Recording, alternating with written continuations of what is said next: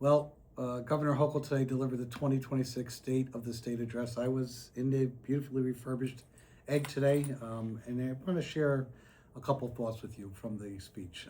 Obviously, affordability is front and center. I think it's always been, but now it's a buzzword with everybody. And this focus on affordability comes directly from what I'm hearing from all of you in our constituent surveys that we just finished. The top concerns are taxes and the cost of living, affordable health care and access to mental health services, public safety, energy costs, and holding government accountable. People want a competent government. So here's a couple things that I take away from the address, and there's a lot more to follow. When it comes to utility bills, the governor has made some proposals to focus on fairness and lowering costs. There are a lot of hidden fees, some that are actually state fees, that we really need to take a hard look at and see if we can reduce those from the bills. We also need to make sure that when these utility companies are putting forth their plans, that they are focused on reducing the impact. Sometimes there's a concern the PSC may overlook some concerns. And at the same token, we need to make sure that executive compensation is in line and is fair. Far too often there's a concern that executives are making too much with utility companies, and this is something that needs to be evaluated and looked at. When it comes to child care, already the state has invested over $8 billion in the last 3 years, but we know that's not enough. Funding for child care will increase by $1.2 billion, bringing that amount to over $3 billion this next year. And the child care independent tax credit, which the governor introduced last year, is going to be putting another $575 back in the pockets of over 230,000 families throughout New York State. We talked about energy, but there's another conversation with energy, and it deals with programs to help people live in more efficient homes. Bottom line is, Empower Plus is a program that helps individuals lower their energy costs by lowering their utilization and also providing necessary upgrades. And a new program called Excelsior Power will actually allow families to have access to the smarter technologies to help them better control their energy utilization. It's what we used to call conservation back in the day. And it will lead to at least not only the device to help you lower your utilization, but also $25 off your monthly bill. That's the proposal. It makes good sense. Healthcare, as you know, is always important. And we have some challenges because of the cuts in Washington. But at the same token,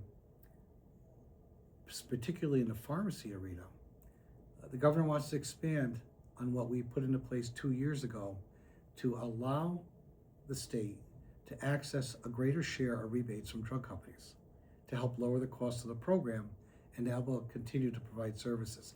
I would contest we should be expanding that for commercial health plans. We should be expanding it for the New York State employees' health plans. Once again, lowering the costs for all involved and getting to the rebates that in the past have not been accessible, or at least known to be accessible. The other aspect that the governor spoke about is in regards to streamlining the prior approval process. Far too long, and I see this as a pharmacist, patients are held up because of the approval process. And the goal is to utilize technologies today to help streamline the process, which I think makes sense. Housing is always a chronic conversation here in the state of New York. The governor is proposing another $250 million to accelerate more affordable housing. But at the same token, looking to cut some of the long time regulations tied to seeker that haven't been touched in over 50 years, so we can allow local governments who want to actually move forward with building housing to streamline this. Those who are familiar with New Rochelle, they've seen this tremendous growth in housing, which has not only provided more options, but actually has helped drive rental prices down because we know the rents are too damn high. Another issue that the governor has picked up on, which I'm supportive of, is in regards to the high cost of homeowners insurance and automobile insurance.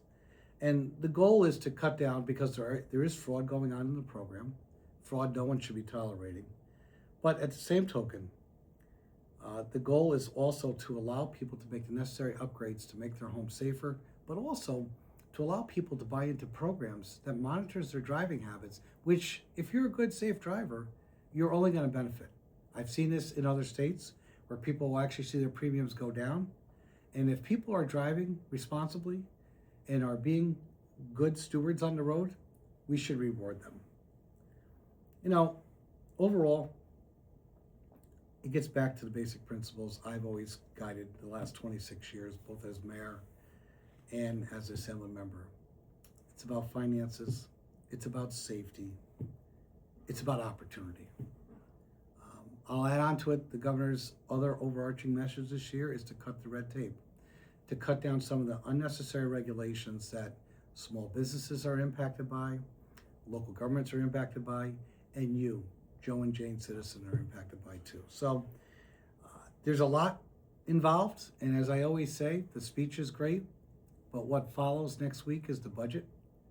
In the meantime, take a moment. You can go to the governor's website. You can read all 160 plus pages of her speech and the ideas, and as always open to hearing your thoughts and comments. Thank you.